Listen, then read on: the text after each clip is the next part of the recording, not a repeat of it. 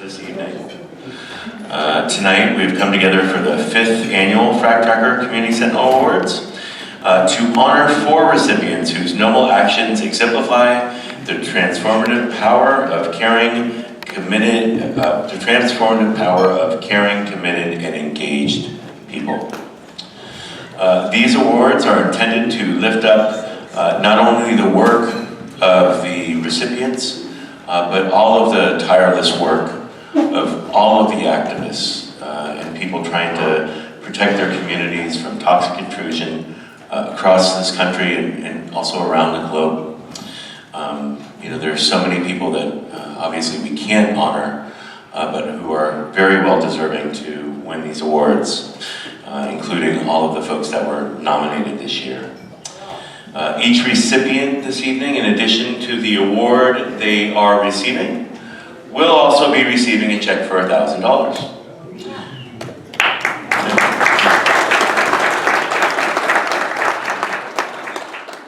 Which goes a long way when you're having to pay for your own printing and pay for your own permits or whatever it is that you're doing, and mostly probably taking time off work, right?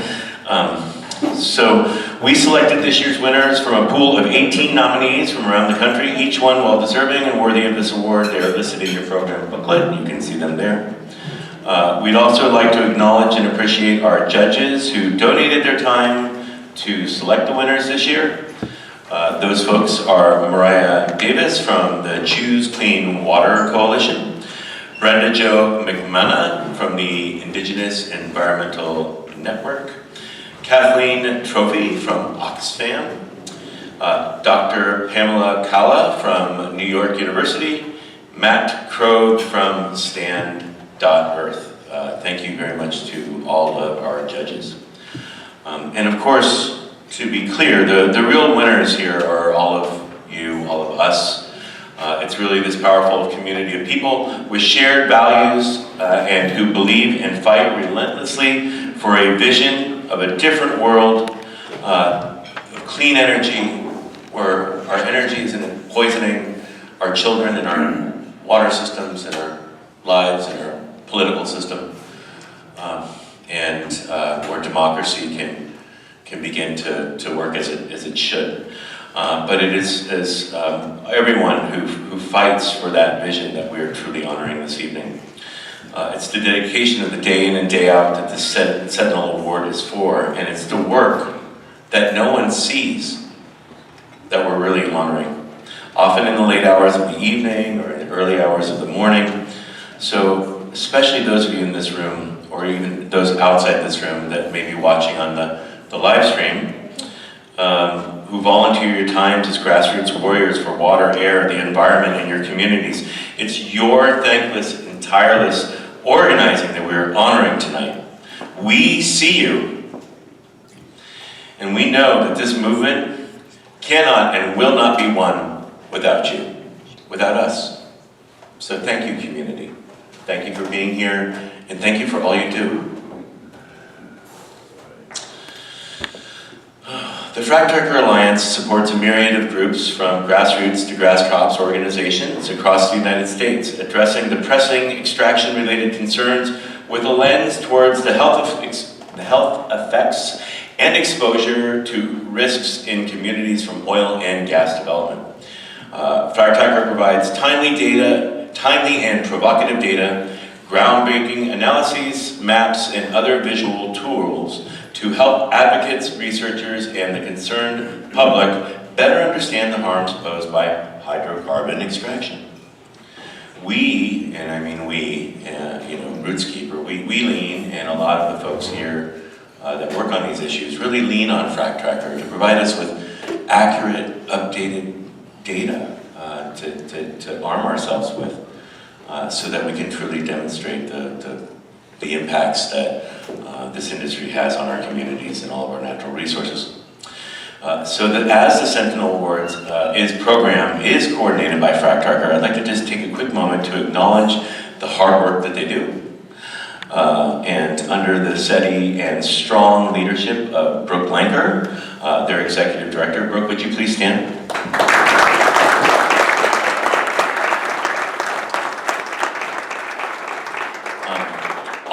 please stand. If you're not standing already, would like to ask Shannon, if you would stand. Thank you so much. Shannon Smith, Manager of Communications and Development.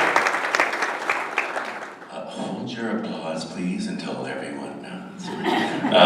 Erica Jackson, Community Outreach and Communications Specialist. Thank you, Erica. Matt Kelso, Manager of Data and Technology. Thank you so much, Matt. Ted Alk, that's the Great Lakes Program Coordinator. Thank you very much, Ted.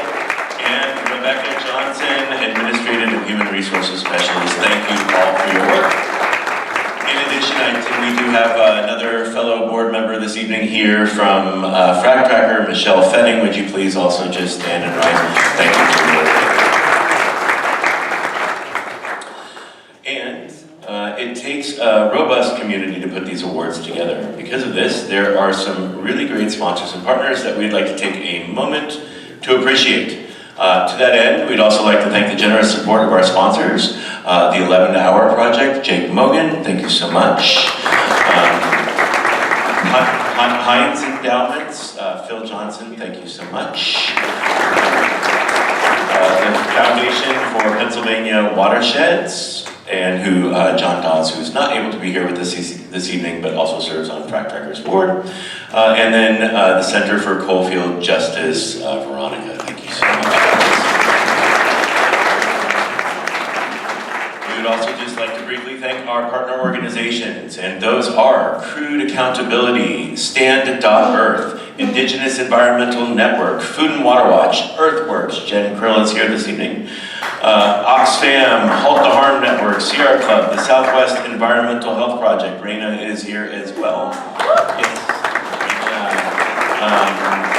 The Center for Coalfield Justice, Veronica is with us here this evening. Allegheny Blue Ridge Alliance, Viable Industries, thank you so much. Ohio Valley Environmental Coalition, Choose Clean Water Coalition, Rootskeeper, the Breathe Project, and the Beaver County Marcellus Awareness Community. Thank you so much. We're on your home turf, and I think one of the reasons why Brooke wanted to do the awards here is to really highlight the fight that's going on here, the critical nature of the work that you're doing. So bless you all for your tireless work on behalf of a community that needs to breathe and live and have a nice life.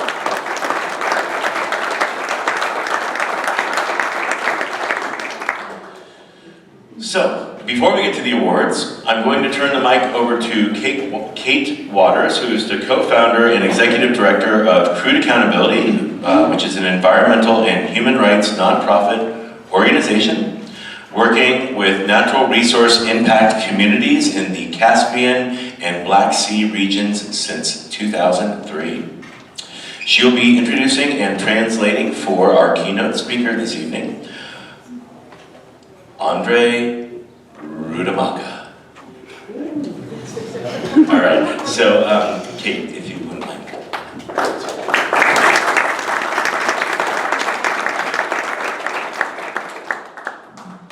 Thank you so much. It's really a pleasure and an honor to be here this evening and to be with so many like-minded people. And my job this evening is to introduce Andre Rudamaka, who is an extraordinary environmental defender who is from Russia, from the North Caucasus region. He's from the region of Krasnodar, which is close to the Black Sea, in an area that many of you may be familiar with because of the Sochi Olympics, which were held there in 2014. And Andre's organization and Andre personally led a campaign to hold the International Olympic Committee and the Russian government accountable for the incredible damage that they did to old-growth forests, to national parks, to wilderness areas as they were building the facilities for the Olympics there. Andre has been a leader in the environmental movement since the 1980s in Russia. He is the first campaign that Environmental Watch, which had another name back then, was successful in was stopping a nuclear reactor in 1987.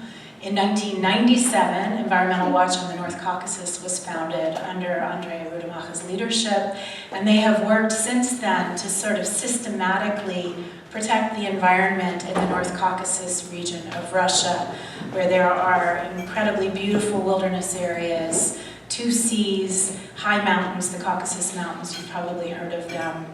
And his organization is one of the few environmental groups in Russia that has been able to continue to work as the situation for civil society and for society in general has become increasingly small.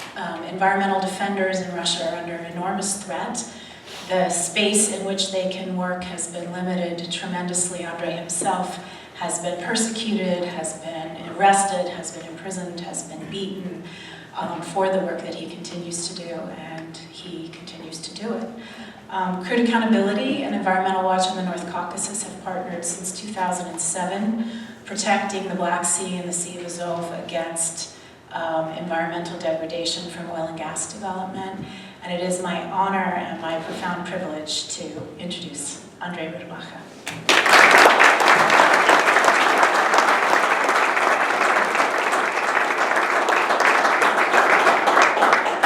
Excuse me, I don't speak English. Друзья, большое спасибо, что меня пригласили сюда.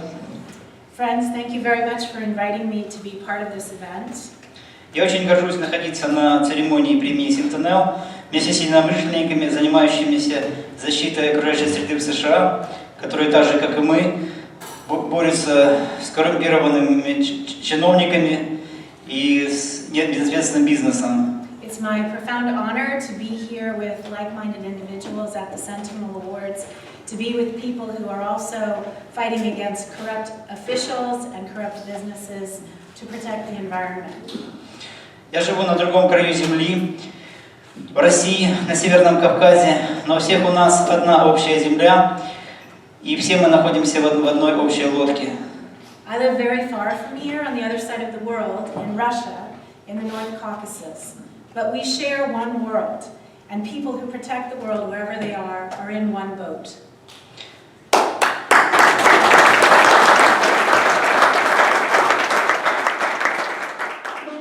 И в России, и в Америке среду всех живых существ уничтожает прежде всего безответственный бизнес, думающие о своей прибыли, и коррумпированные чиновники, которые не думают об интересах общества. И поэтому у нас общий противник, несмотря на то, что мы живем в разных странах. И он у нас настолько общий, что очень часто даже имена и названия у этого противника одни и те же. Так, например, мы в России боролись с проектами, за которыми стояли американские корпорации Exxon и Chevron, которые вы тоже хорошо знаете. In both Russia and in the United States, the habitat of all of Earth's living creation is being destroyed by irresponsible business and corrupt government officials in alliance with corporate interests. We have a common enemy, regardless of the fact that we live and work in different countries, on different continents, and in different quarters of the planet. And in some instances, our enemy is so common that we're fighting the same people and the same companies.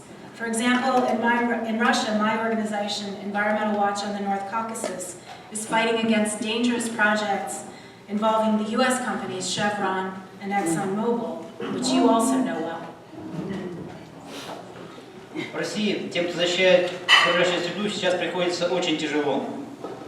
Нас считают врагами государства, и против защитников природы действуют не только компании, но и фактически вся система государственное подавление.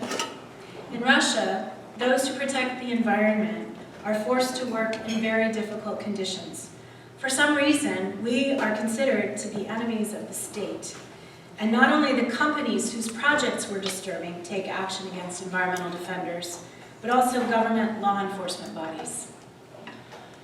За последние 10 лет против нашей организации и наших активистов применялся практически весь спектр возможных методов подавления. В том числе около 50 раз наших активистов задерживали и подвергали административным арестам за это время, в том числе сроком на 15 суток много раз. For the past 10 years, the full spectrum of possible pressure has been carried out against me and other members of our organization because of our environmental protection work. During this period, Environmental Watch activists have been under administrative arrest on fabricated charges approximately 50 times. This includes many instances in which we have been imprisoned for up to 15 days. Также против наших активистов, меня лично, много раз возбуждались уголовные дела по совершенно фальшивым основаниям. И, например, один из наших членов организации, Евгений Витишко, был осужден и провел в заключении 1 год и 9 месяцев. Другим активистам пришлось уехать из-за преследований, в том числе, это вот, например, такой активист, как Сурен Газарян, он лауреат премии Голдмана. Criminal proceedings based on false charges have also been brought against Environmental Watch activists, including myself. As a result of one of these criminal cases, our activist Yevgeny Vitishko was imprisoned for 1 year and 9 months, having been found guilty of destruction of property. And many of the activists in our organization have been forced to leave the country because of pressure, including one activist named Sharon who was the winner of the Goldman Prize. В рамках этих уголовных дел против наших активистов регулярно проходят обыски. Вот, например, в доме одного из наших активистов в Краснодаре в этом году обыск проводился 3 раза. И эти обыски похожи на контртеррористические операции, как будто бы ловят террористов, боевиков, то есть оцепливается весь квартал, вооруженные люди в масках взламывают ворота, вламываются в дом, вот, кладут всех на пол под угрозой оружия и брызгают на них из перцовый газ. For example, one of the homes of our activists inside the city of Krasnodar was searched 3 times over the course of the past year. These raids are conducted like counterterrorism special operations, as if they needed to capture dangerous militants, using armed special service soldiers in masks, occupying the entire block on which the house is located, breaking down the gate to the house, throwing activists on the ground who didn't resist in any way, and spraying them with pepper spray.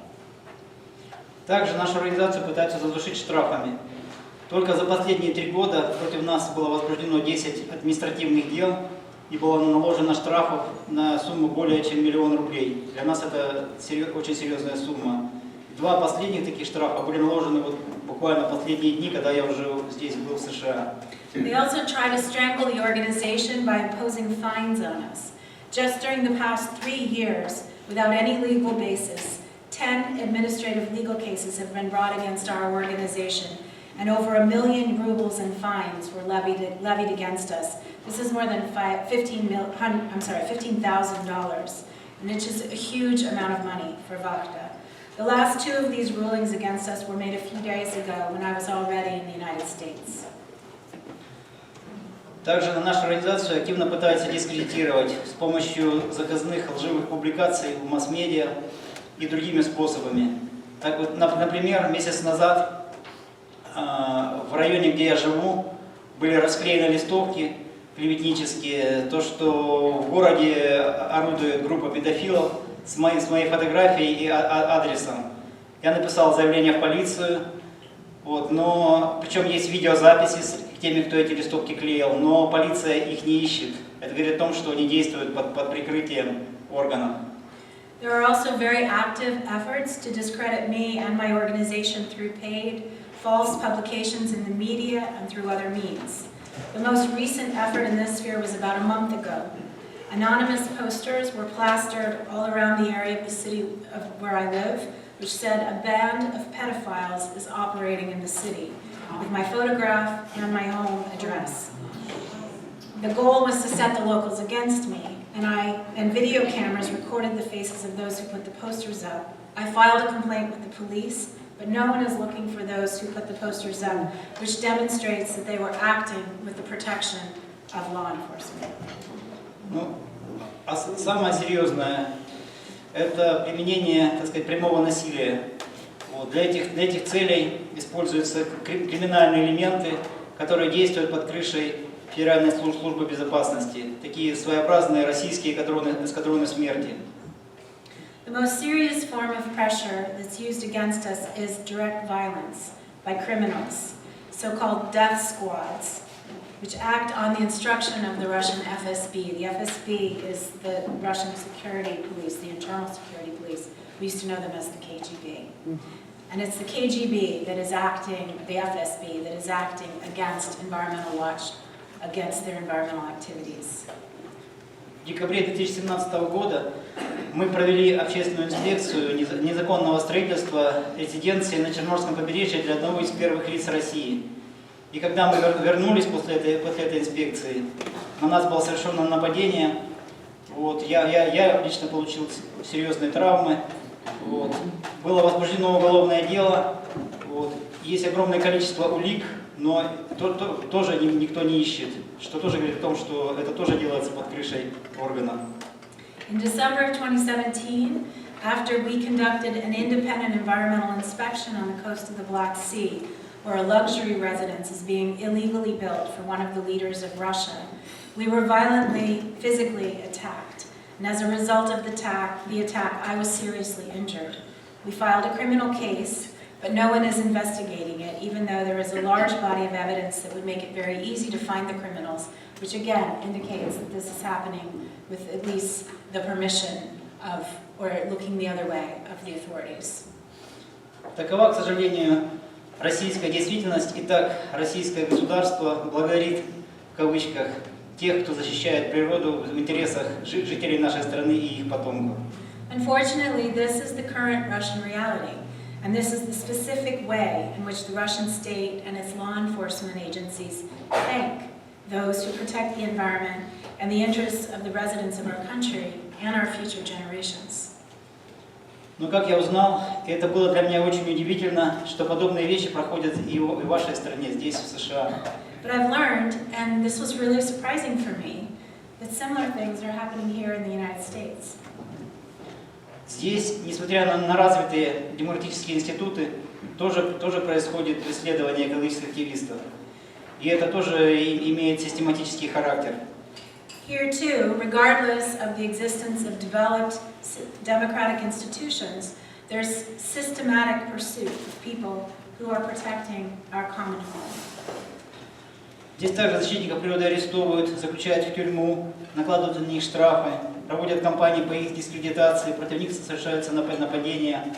Вот. Мне очень странно, что американское правительство, которое защищает права человека во всем мире, допускает, что такие нарушения могут быть в этой стране. Here, environmental defenders are also arrested. They're put in prison, hit with large fines, subjected to defamation campaigns, and physically attacked. It's really strange to me that the American government, which fights for human rights all over the world, allows these violations, systematic, to have a place in the United States. И в заключение я бы хотел донести до вас, друзья, что если у вас сложился образ, что Россия это некая империя зла, такой мордор своеобразный, то это очень, это неверно. So in conclusion, I'd like to let you know, my friends, that if you have the impression that Russia is the evil empire, that's not true. Россия это прекрасная страна, и ее населяют прекрасные люди, и эти люди очень неравнодушны. И они борются за свои права, и то есть они постепенно меняют ситуацию в этой стране. Russia is a beautiful country, and it's inhabited by beautiful people who are involved and who are really working to improve their country, to make it a better place. И мне лично очень нравится жить в России, мне там очень интересно. Вот я всего неделю в США, у вас тут хорошо, но если честно, я уже очень хочу домой. И я категорически не желаю покидать свою страну, несмотря на то, что там сейчас очень трудно, и наша деятельность сопряжена с большими сложностями. I really like living in Russia. It's really interesting for me. And I've been here in the US only for a week, but if I'm honest, I'm ready to go home. I miss my home. I have absolutely no desire to leave Russia, and I will continue to fight for the protection of the environment of the North Caucasus, regardless of all of the difficulties that await me on that path. Еще, я бы хотел такой миф развеять, что не все плохо в России и с властью, как это рисуют часто американские масс-медиа. And I'd also like to debunk the myth that everything is terrible with the Russian authorities, as often you see in the American media. It's not the case. То есть я знаю честных чиновников, которые честно делают свою государственную работу, и которые не коррумпированы, которые не пришли во власть не ради денег, не ради каких-то собственных благ. И они понимают нас, они поддерживают нас, и они понимают, что защитники тоже выполняют государственное дело по защите экологической безопасности. And I know that in Russia, the majority of honest government officials who serve the country don't do that for personal gain, but rather to serve society and the state. They understand that the work of environmental defenders is based on the same goals that they themselves have, and that environmentalists are doing the work that the government should be doing. И поэтому все эти факторы говорят о том, что все не безнадежно, и что в России все-таки будет лучшее будущее, чем то, которое я описывал сегодня. So all of those things add up to say that everything in Russia is not hopeless, that the future looks much brighter than the description of the situation that I described just now. И даже как и в России, так же и вам в США, нам всем нужно победить безответственный бизнес, уничтожающий нашу землю, и коррумпированную власть, которая с этим бизнесом срослась и которая не думает об интересах общества. So both you all here in the United States and we in Russia have to defeat the predatory, mercenary appetite of business and those within the administration, those authorities that worked with corrupt business in order to save our planet.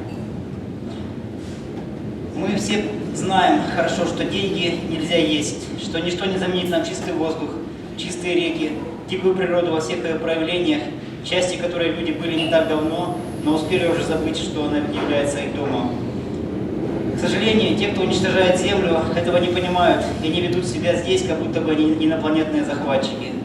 We all know that we can't eat money, and nothing can replace clean air, clean oceans, clean rivers, or the wild nature in all of its manifestations. People are part of the natural world, and we've already forgotten that many of them have forgotten this is our home.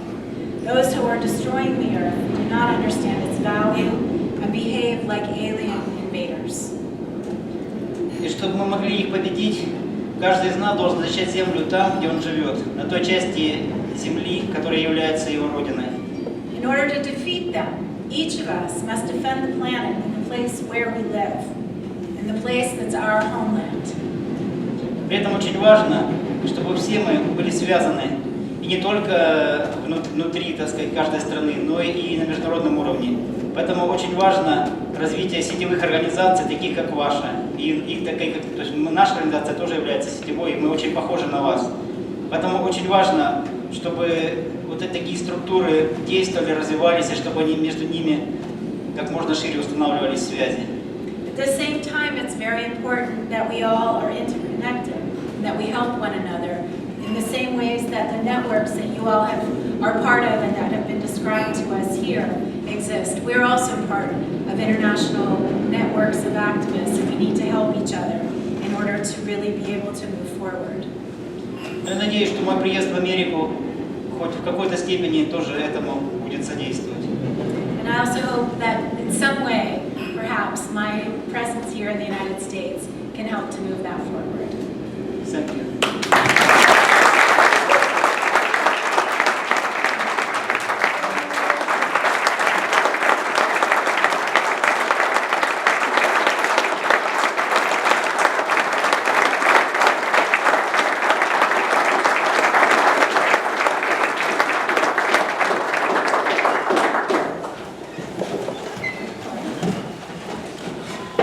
Just developed a new mantra. It's called, I think I'll be saying it regularly, be like Andre.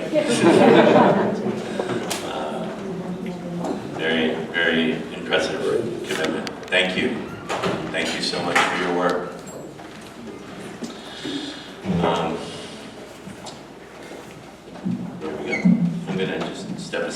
Okay,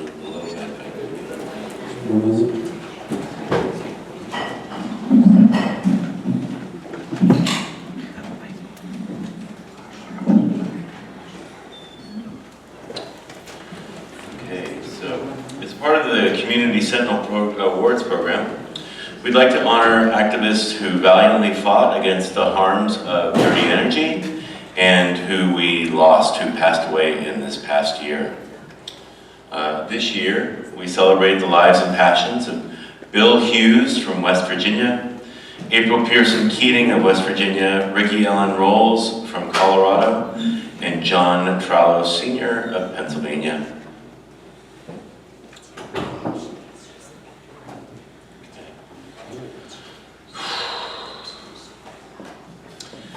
On March 25th, 2019, Bill Hughes of Wetzel County, West Virginia, passed away at age 74. Mr. Hughes, an environmental defender extraordinaire and former frack tracker colleague, served on the County Solid Waste Authority, where he consistently pushed back on accepting radioactive waste of the fracking industry. For nearly a decade, Mr. Hughes educated thousands of people on the negative impacts of this industry through documenting and disseminating photography of the activities and the effects of shale gas development. Mr. Hughes also disseminated information via tours of gas fields, PowerPoint presentations to groups in 5 states, op-ed pieces written for news media, and countless responses to questions and inquiries. His legacy lives on through the multitude of lives he enriched, from students to activists to everyday people. Bill was an omnipresent force for good and was always armed with facts and a pervasive smile. Thank you very much, Bill.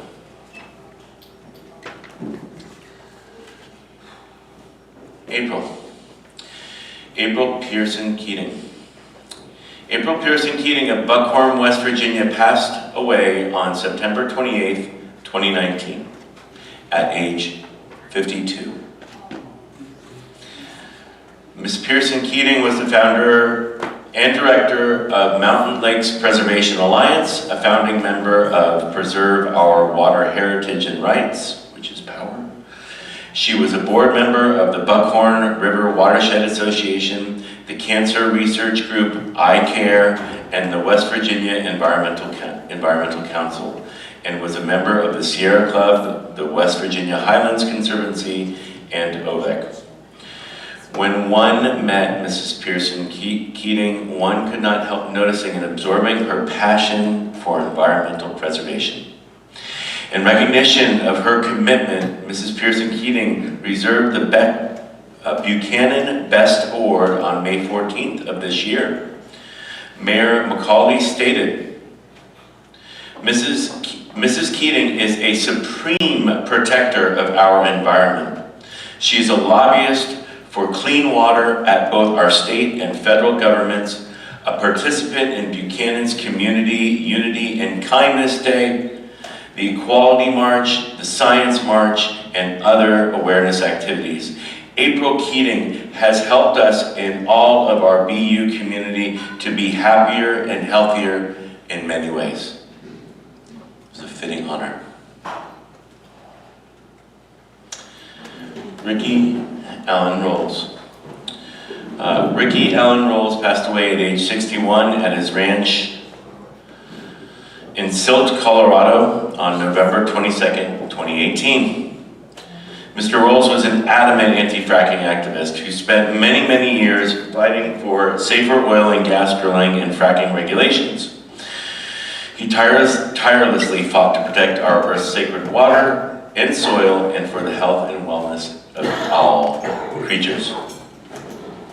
He is featured in books such as Fractivism and Collateral Damage, and documentaries including the Emmy Award-winning film Split Estate, and Oscar-nominated and Emmy Award-winning film Gasland.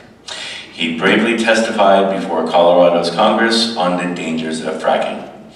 Mr. Rolls shared how his and his livestock's health precipitously declined with the drilling of 19 wells on his property. He experienced respiratory, immune, and nervous system problems. Despite his health problems, he strove to create awareness of the harmful impacts of fracking in his community and beyond. With those publications, his voice, beliefs, and legacy will live on forever.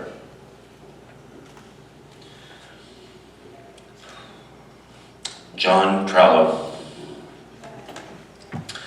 John Trallow Sr., 67, of Sonnestown, forgive me if I'm pronouncing this improperly, Pennsylvania, passed away on August 13th of this year. John was a dedicated environmental activist who contributed to several groups working on pressing environmental issues such as hydraulic fracturing. He was a brilliant man who earned 3 college degrees and a teaching certificate in 2 states. He asked hard questions and was adamant in keeping government officials accountable. Some of the groups he was involved with were the Responsible Drilling Alliance, Shale Justice, CELDEF, PA, Pennsylvania Community Rights Network, and Organizations United for the Environment. John left this planet a better place for future generations, and we honor his spirit by continuing to work towards his noble vision. Though his early departure from this world leaves an empty space in so many places and so many hearts, John's legacy lives on not only in the continuing activism of those he inspired, myself included, but also in the music that he created and loved. John was so many things: musician, father, husband, friend, activist, brother, uncle, grandfather, dog lover, jokester, nature lover, and on and on. He is missed for all those things, but most of all, because he simply was one who cared and was willing to do something about it.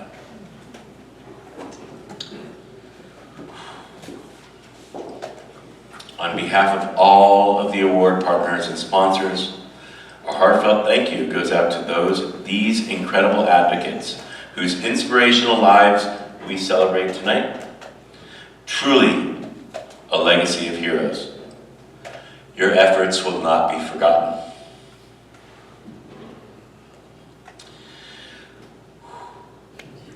Okay, now, next, we would like to introduce to you our 2019 Community Sentinel Award winners, first through a slideshow of their efforts.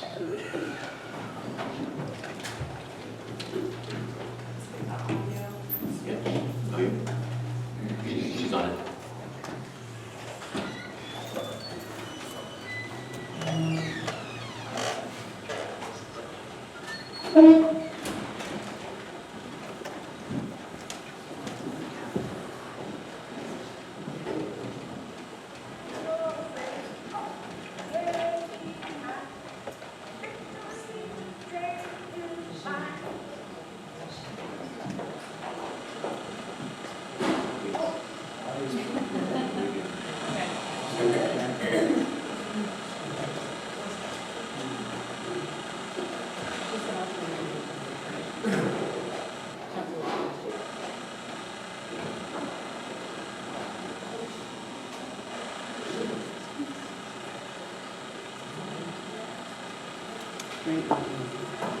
Can we lower the lights?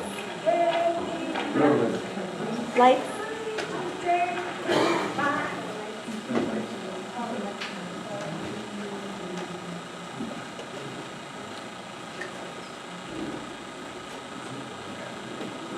Thank you.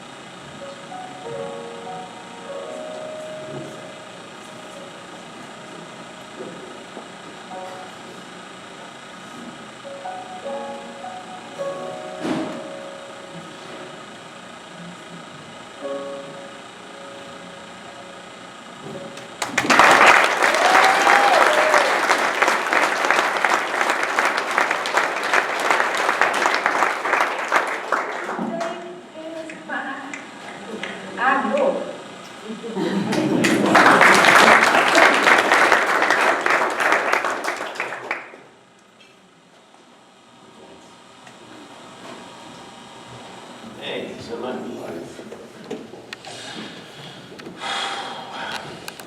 The Center for Coalfield. I think the volume got turned up a little bit. Maybe just turn it down just a notch. Yeah. The Center for Coalfield Justice. The Center for Coalfield Justice works to improve policy and regulations for the oversight of fossil fuel extraction and use, and educates, empowers, and organizes coalfield residents, protecting public and environmental health. It's my pleasure to introduce Veronica Koptis from the Center for Coalfield Justice, who will present an award this evening to Ron Gulla.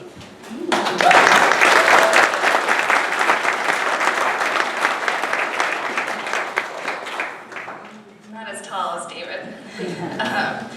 So I remember when I first started organizing with the Center for Coalfield Justice in 2009, attending an Isaac Walton League meeting, and there were a lot of people there kind of not quite sure where they should stand on fracking particularly, and I was a young 22-year-old woman amongst a sea of older men and saying, hey, we should be concerned about this, and Ron Gulla happened to also be at this meeting and shared the story and the impacts he had been facing for years in this meeting, and was critical to change the dynamic in that room for residents to hear from a farmer, who most of those residents in that room were also farmers, and worried about what could happen. And so most of people have heard Ron Gulla's story over the years, but the way he spoke out about it, he was one of the first in southwestern Pennsylvania and paved the path and made it safer and more secure for others to begin to speak up and share their stories and challenge and know that they wouldn't be alone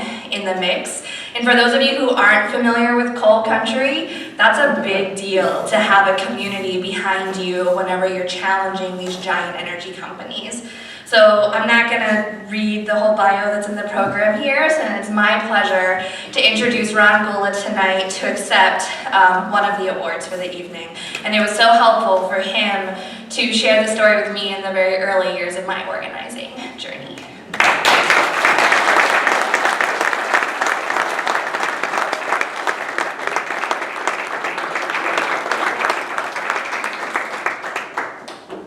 Well, it's been a long time. 16 years, folks. 16 long years of documenting. And I will challenge this industry. I will challenge anybody in DC. I will challenge anybody in Harrisburg. What is really going on out there? Because I know. I've been there. I've introduced John to a lot of the farmers. He tested their water. You've got Shell just over the hill. Let's go to Tioga County and see what Shell has done up there and put farmers out of business. But they're going to save the family farm. Correct? They're propaganda. Well, my biggest belief in doing this was networking and getting people to meet other people that were in the same situation to show everybody there's a common denominator here. And as I beat this horse to death over and over again, why are they exempt from clean air, clean water, safe drinking water, the right to know, the Superfund Act? I worked in the industry, folks. I used to work for Hughes Tool Company. I've been on many, many sites. I've documented wells from top to TD, total depth. And I can tell you there were problems on conventional wells all over. Now, we didn't document the problems, but you would go into the doghouse, and it's called the IADC book, International Association of Drilling Contractors. That is the Bible for every well. And every problem that happens is logged. Only 2 people get this information. the drilling contractor, and whoever they're developing the gas for, whether it be Range, Cabot, Chesapeake, etc. But to wrap this up, the reason why we all do what we do, it's not because of glory, it's not because of fame, it's because we care.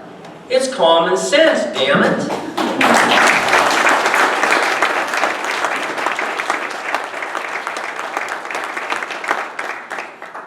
And we don't have to take the lies from this industry or any industry. We don't have to take the lies from the politicians. We don't have to take this degradation that they're doing to our environment. I love the outdoors. I love the fish. I love the hunt. And I do see what's happening. Everybody has to stand up and care, because this is only one world. This is all we got. And you got to do what's right, because it is right. Thank you.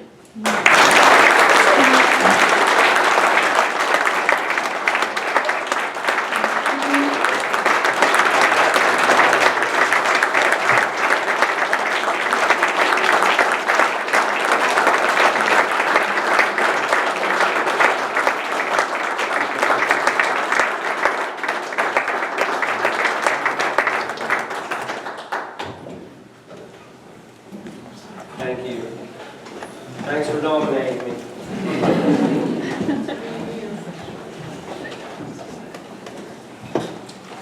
No kidding. Thank you for being you.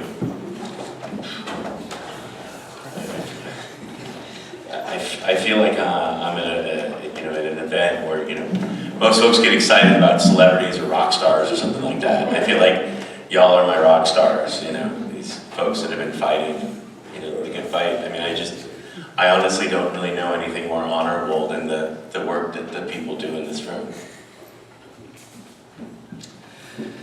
The Breathe Project is a clearinghouse for information on air quality in Pittsburgh, southwestern Pennsylvania, and beyond. Using the best available science and technology to better understand the quality of the air we breathe, they provide opportunities for people to engage and take action to protect communities and public health. It is my pleasure to introduce Michelle Fetting of the Breathe Project, and who will present an award to Sharon Lavigne this evening. Michelle.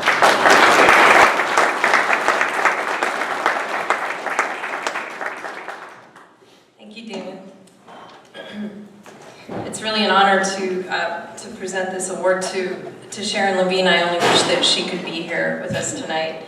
It's also really an honor to be in a room with such amazing people, so thank you all for everything you do. Sharon Lavigne was a special education teacher for 39 years. She really wanted to get to that 40-year mark, but the work of fighting chemical companies became too important, and she had to give up what she loved for a different kind of work, community organizing. Sharon is a lifelong resident of the St. James Parish in Louisiana. Her great-great-grandfather purchased land here in the 1800s. Her grandparents passed on 40 acres of land where her family built a home and where her 6 children and 12 grandchildren have played. Sharon's father was a civil rights leader who fought for voting rights and helped integrate the St. James Parish schools in 1966. He also welcomed the development of a fertilizer plant, hoping it would bring jobs, benefits, and prosperity to young blacks in the community.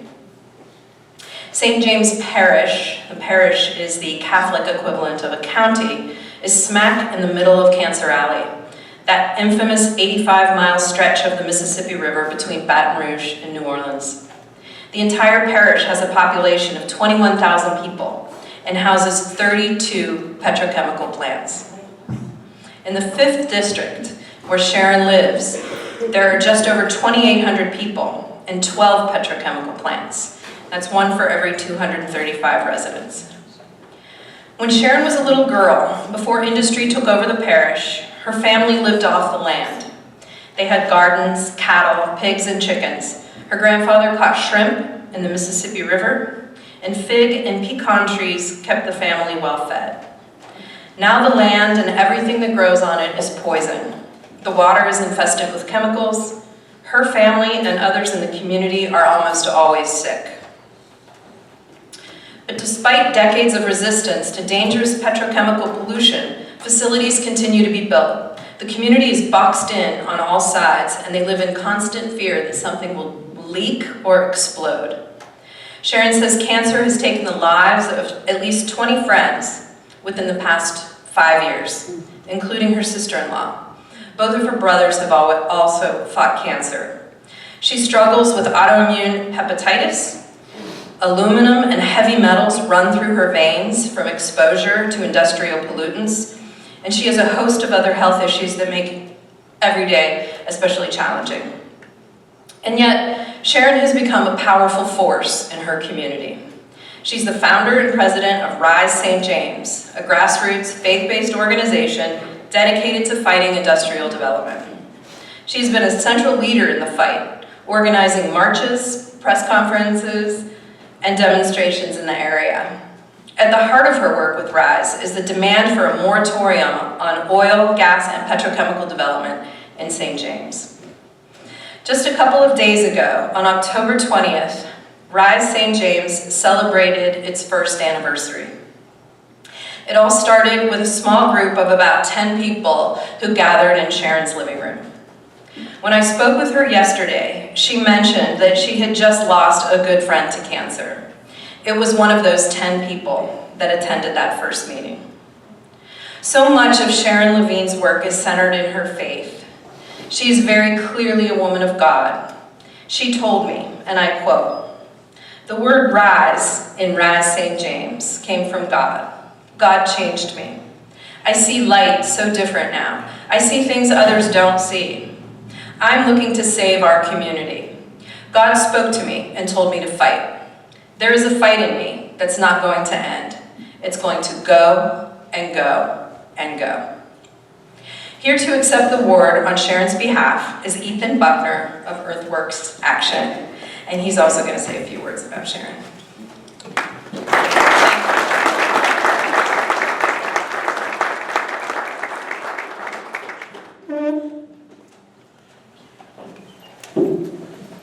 Thank you. It is such a tremendous honor to be here and celebrate Miss Sharon Lavigne. I met Miss Sharon in the spring of 2017 at Mount Triumph Baptist Church in the neighborhood of Freetown in St. James. Her neighborhood is called Freetown because after slavery was abolished in 1865, former slaves became sharecroppers and formed one of the first free black communities in the South. Over the decades, the orchards and farms on former plantations were sold off to industry. And today, Sharon's neighborhood is surrounded by hundreds of oil tanks and dozens of industrial facilities, as Michelle shared. So back to the Mount Triumph Baptist Church, a one-room building with peeling white paint. It served as the organizing home of Sharon and her neighbors, and at the time, they were fighting the Energy Transfer Partners Bayou Bridge pipeline. I know a lot of folks here are familiar with that company in Pennsylvania. And unfortunately, that project now terminates in her community. But with the intimate pain of having lost so many community members to cancer and other respiratory and autoimmune diseases, Sharon didn't want to see St. James continue to be treated as a sacrifice zone for a polluting industry. I remember walking door to door with Sharon, sitting in neighbors' living rooms and urging them not to give up hope that there could be a brighter future for St. James. And Sharon was undeterred by the completion of the Bayou Bridge pipeline. She is truly in it for the long haul, working tirelessly to realize her vision for environmental justice in St. James and beyond. In the years after we started working together, Sharon has built the incredible grassroots organization of Rise St. James. She led the successful fight to stop Wanhua Chemical from building a $1.25 billion plant in her community. And we haven't even been able to convince her to stop long enough to throw a party to celebrate that victory. That's been subject of many conversations. And she hasn't had time to slow down. Right now, she's helping to lead a 2-week march from New Orleans to Baton Rouge. That's why she couldn't be here tonight. And right now, she's leading perhaps the biggest fight against the petrochemical industry in the history of Louisiana. For those of you who are unfamiliar, a Taiwanese corporation called Formosa Plastics is currently proposing one of the world's biggest petrochemical complexes in her community. This is a company that was recently declared a serial polluter by a federal judge, and finalizing a record-high $50 million Clean Water Act settlement for committing thousands upon thousands of violations at their Texas Point Comfort plant. So that's another extraordinary story. And in St. James, the plant would not only devastate land and water with plastic pollution, but would emit horrendous levels of known carcinogens such as benzene, sulfur dioxide, and ethylene oxide, create more carbon pollution from 3 coal-fired power plants. And just like here in Beaver County, it's part of the fossil fuel industry's plans to build hundreds of new petrochemical facilities to profit off of fracking and drive demand for more drilling. So on behalf of Sharon and Rise St. James, I urge you tonight to follow and support their fight against Formosa. And when I was speaking with Sharon earlier today and asked her if there's anything she wanted to share with you all, she said this without hesitation. She said, "I retired on October 3rd after teaching for 39 years, and now I'm dedicating my life to this fight. We already stopped one plant, and now we're fighting the monster. With God's help, we're going to stop Formosa." That's Sharon.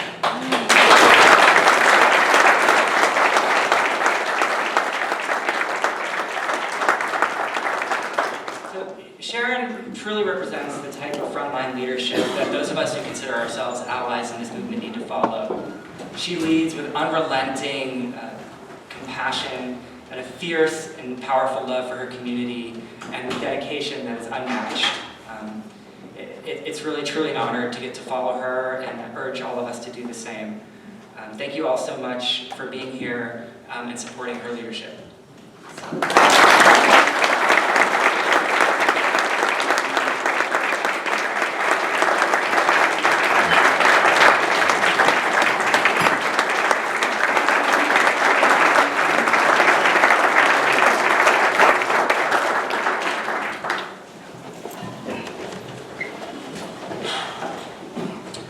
Well, if God woke up Sharon and got her to do this, I thank God for Sharon. That's what I say. It is, so I give a little bit of a background about who Frack Tracker is, and I'm excited to introduce Shannon Smith from Frack Tracker to present our next award to Allie, Rosenbluth.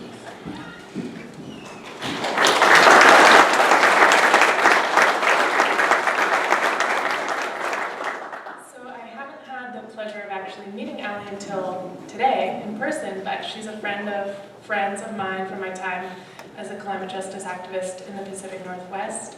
So I'm very appreciative of the work she does, and it's my pleasure to be introducing her tonight.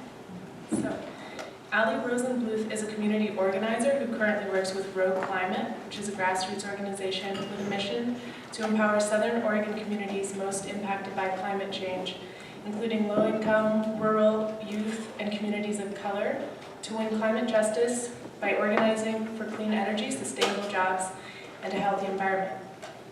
Allie graduated from the College of William and Mary with a degree in government and environmental science and policy. As a student, she organized community events about local climate issues and interned at the U.S. Environmental Protection Agency. Allie moved from the suburbs of Washington, D.C. to Southern Oregon in 2015 to serve as a school garden educator with AmeriCorps. She was also a delegate to the 2018 United Nations Climate Change Conference with Sustain Us, which is a youth-led justice and sustainability advocacy group.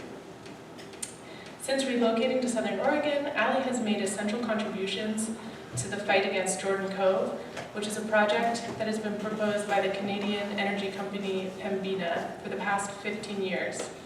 The project would include the Pacific Connector fracked gas pipeline, which is a 229-mile, 36-inch diameter pipeline that would span across Southern Oregon to transport 1.2 billion cubic feet of natural gas per year. This gas would then be shipped overseas from the proposed Jordan Cove liquefied natural gas export terminal in Coos Bay, Oregon. The opposition to this project is concerned about damage to waterways and forests, impacts on public lands, indigenous rights, eminent domain for private profit, and climate change. Twice already, the Federal Energy Regulatory Commission has said that the Jordan Cove project is not in the public interest. One company has tried and gone bankrupt in trying to implement this project, but Pembina is trying yet again, and this time with increased scrutiny and surveillance of indigenous and environmental groups. Recently, The Guardian revealed that multiple Oregon law enforcement agencies, the FBI, the pipeline company Pembina, and the sheriff who orchestrated the policing at Standing Rock have been monitoring opposition to Jordan Cove and the pipeline.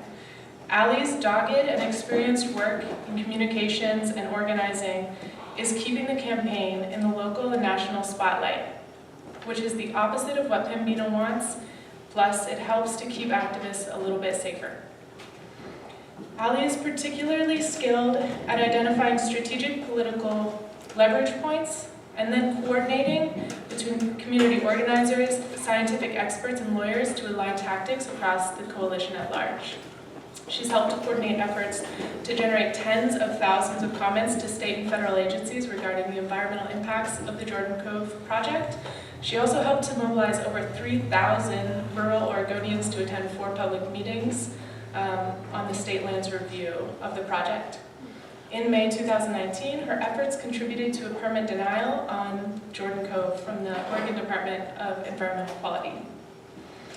Allie's work reflects her deep dedication to frontline communities and to building a strong grassroots movement for climate justice in Oregon. It's my pleasure and my honor to be a part of presenting Allie Rosenbluth with the 2019 Community Sentinel Award for Environmental Stewardship.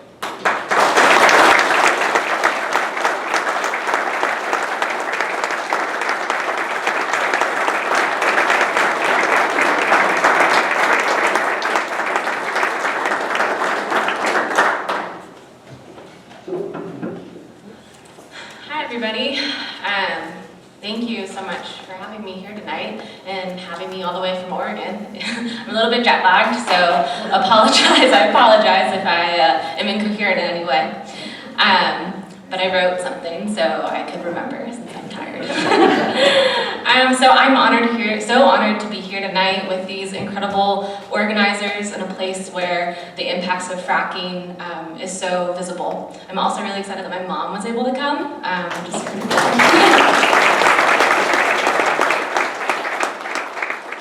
Thank you to Frack Tracker and all the co-sponsors for putting on this event to uplift this tireless work across the continent to stop the oil and gas industry. So over the past 3 years, I have been so humbled by people across Southern Oregon who have been fighting this fight for over a decade.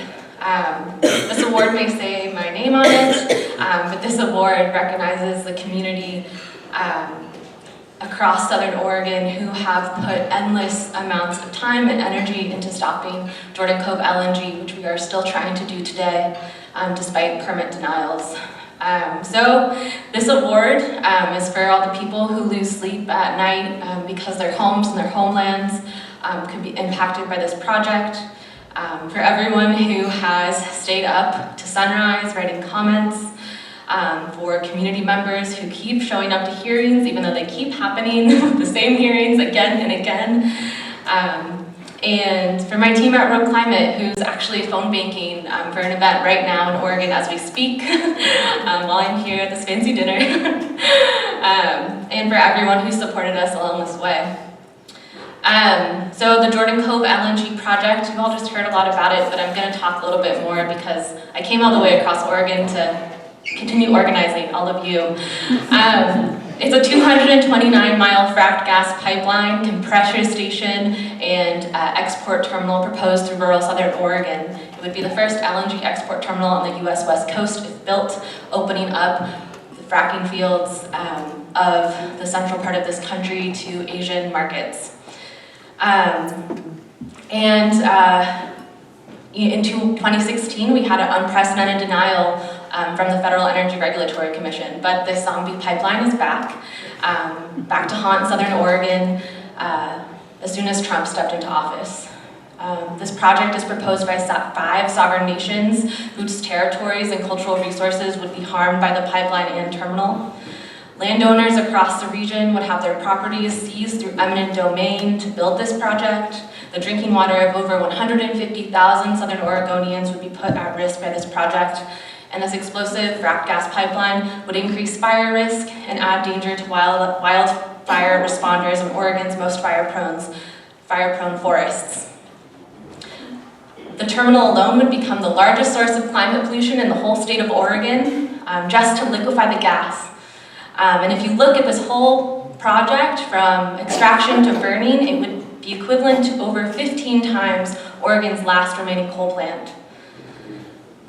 Oregon is still nowhere near reaching its goals, its climate goals, according to the state. And this project, with this project, there is no way that they could ever do it. Yet, our governor, Kate Brown, is still completely silent on this matter.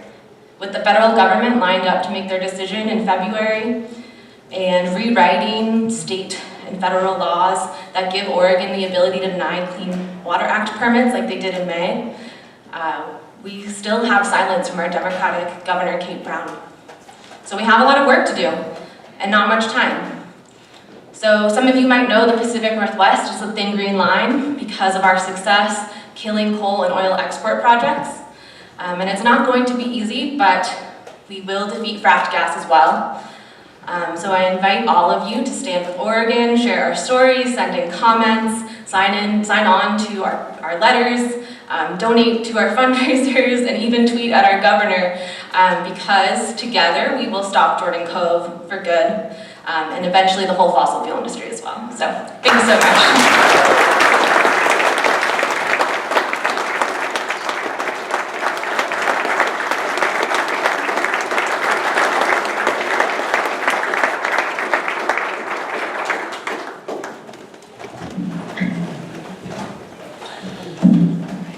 Impressive work. Thank you so much.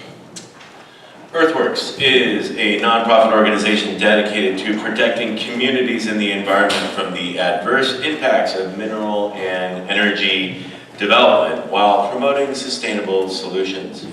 I've had the good pleasure of working with Earthworks for many years now, and they are always a dependable, solid partner fighting vigorously to protect communities and public health. It's my pleasure to introduce thank you, Lighter, my apologies, of Earthworks, who will be presenting the award to Melissa Troutman this evening.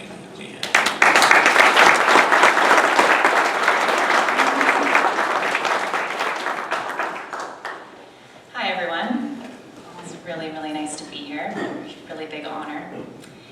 Like some of you maybe in the audience, my first introduction to Melissa Troutman was actually at the library. I had just moved to southwestern Pennsylvania a few years ago, and I was working with some of the environmental groups that are here in the room today, and I picked up a copy of her documentary, Triple Divide, off of the bookshelf, wanting to get a really solid primer on the impacts of the oil and gas industry. Well, in that film, if any of you have seen it, you know, Melissa really delivered the same clear message that still resonates in her work today, that justice demands thinking beyond our current frames of reference, beyond our tried and true methods, and working far outside of our comfort zones at times.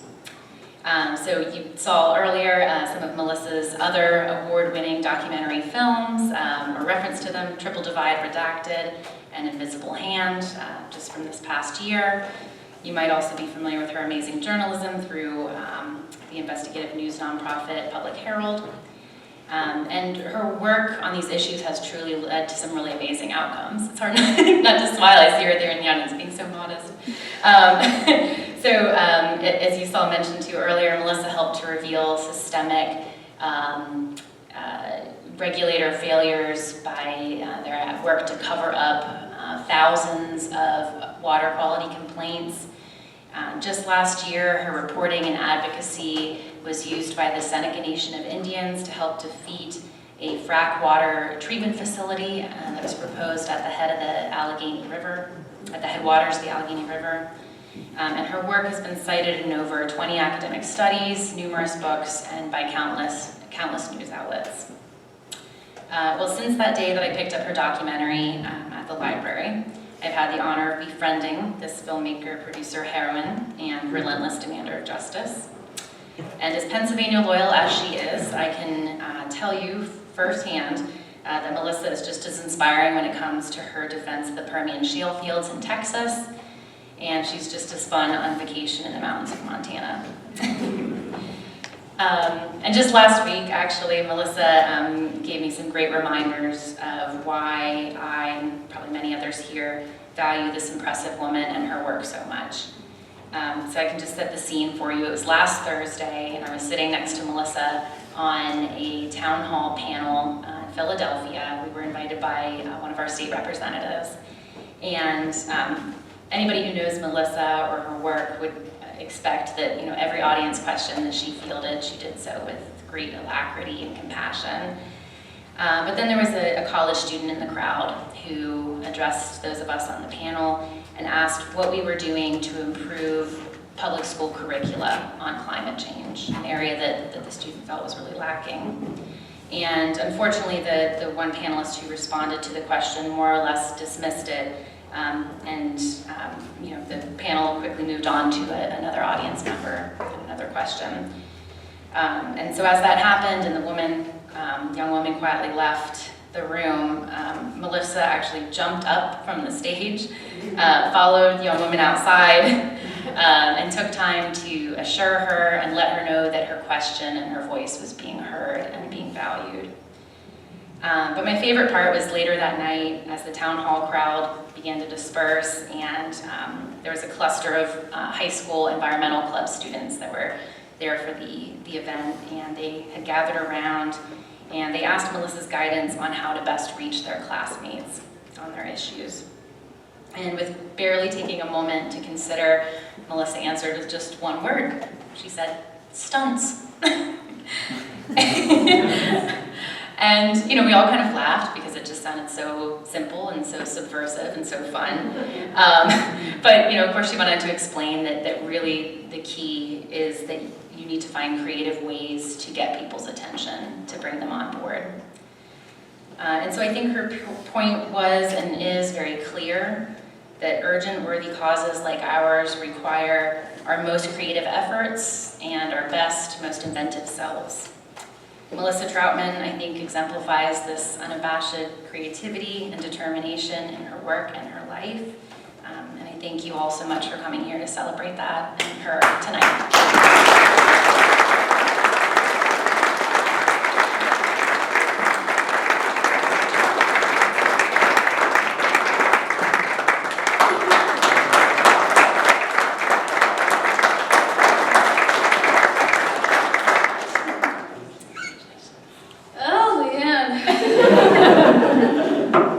Last Thursday.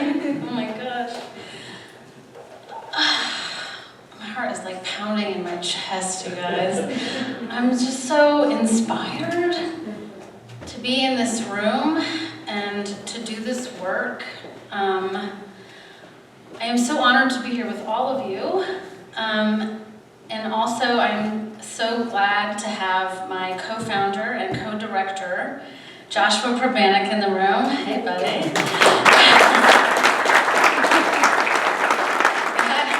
Back when I was a brand new rookie newspaper reporter in 2010, this dude from Ohio who fly fished in Potter County found me and said, "Hey, this stuff in Potter County is bullshit, so do you want to, and the media's not covering it, so do you want to like make a documentary or something?" And I was just like, "Thank you, God."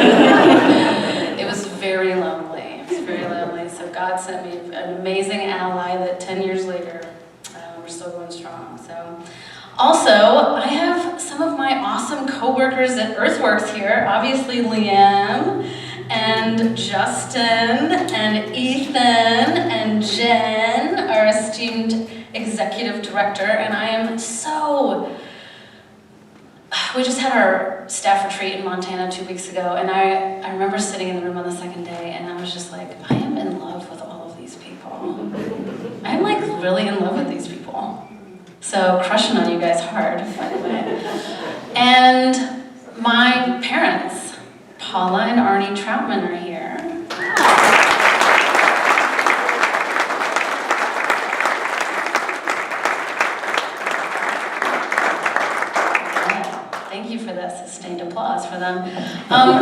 taught me everything I know and gave me all of my gusto and my work ethic and my love for nature, and who I probably, because of the work that I do, I now unfortunately say live on the front lines of fracking, and it really sucks for you guys, and I'm certainly not going to stop shutting that shit down.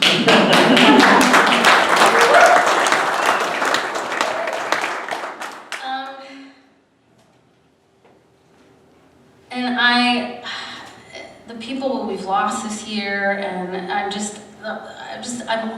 keep thinking, I have all this running through my head. Okay, so I'm thinking of the people we lost, and I'm thinking of all the people who have had to beg for something as simple as clean water in the United States, and who've been poisoned by an industry that 15 years after they fracked Ron's farm, still don't have to tell us the poisons that they use.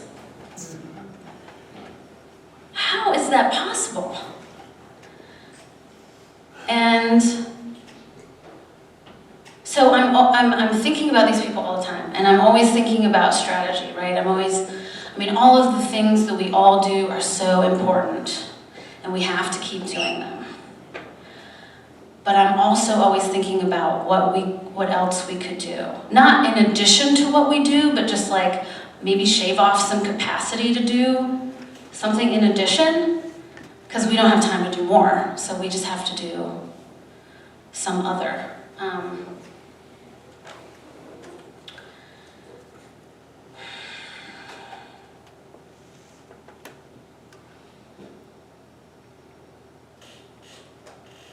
We have to work on regulations and policy, because that protects people on the front lines like my parents. But that depends on people being in power who will listen to us and do what we need them to do. And even when we get good policies passed, the next election cycle, there might be like, I don't know, some narcissistic capitalist television personality who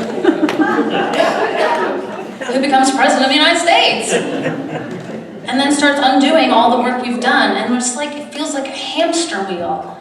And it drives me insane. So then I go back to strategy. I'm like, what do we do? How do we level up to the point where that does not happen anymore? And we can really protect ourselves for good in a fundamental way that some you-know-who coming in can't just say, well, we're just going to forget about that.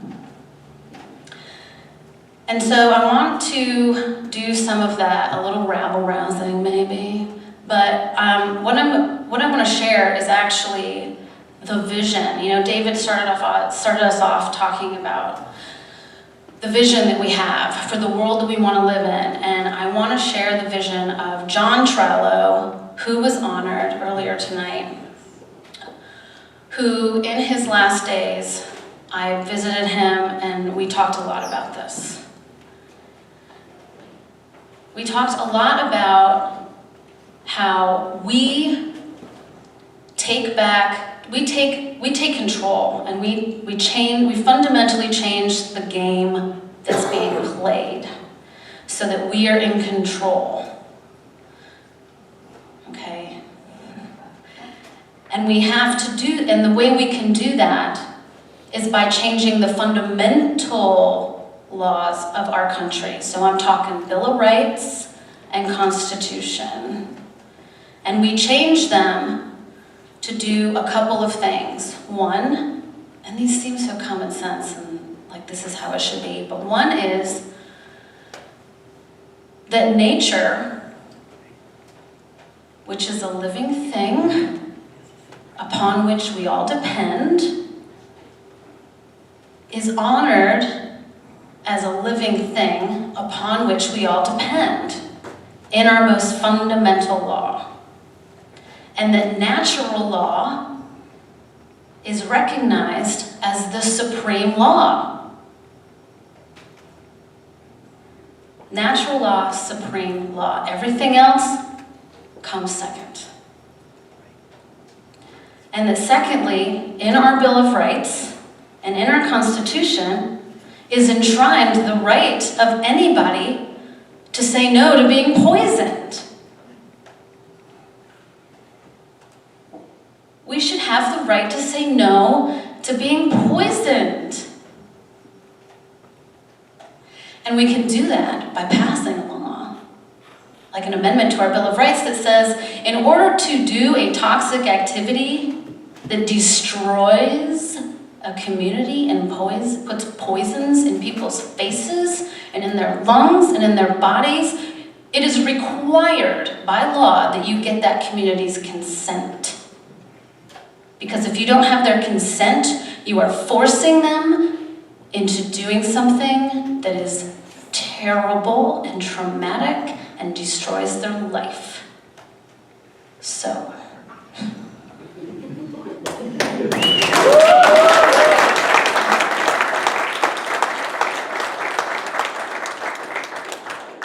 with that, I'm going to say, I love you, John, and I am so grateful for all of you, and I really want us to think about doing some really revolutionary shit, like changing the fundamental structure of our law so they cannot do this to us anymore. No matter where we are in the country, in the world, they can't do it anymore because they need our consent, and natural law is the supreme law. So.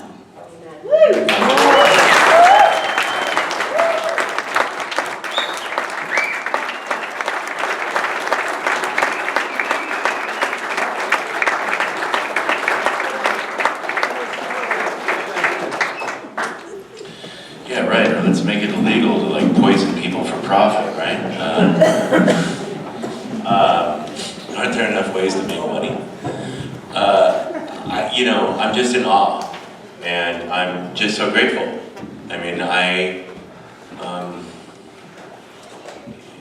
the work that's done by the individuals in this room, and again, this is just a small sample, if you will, of the amazing work that's going on in communities across this country by dedicated people who are day in and day out are giving everything they have to maintain life.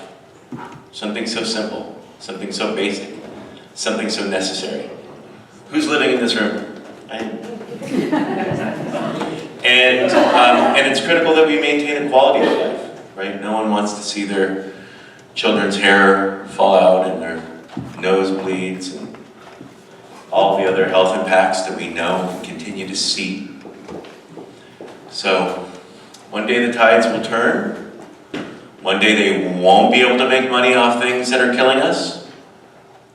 For now they're able to continue doing this, and that's why it's absolutely critical that we keep fighting, and that's absolutely critical that we keep really honoring the efforts of everyone.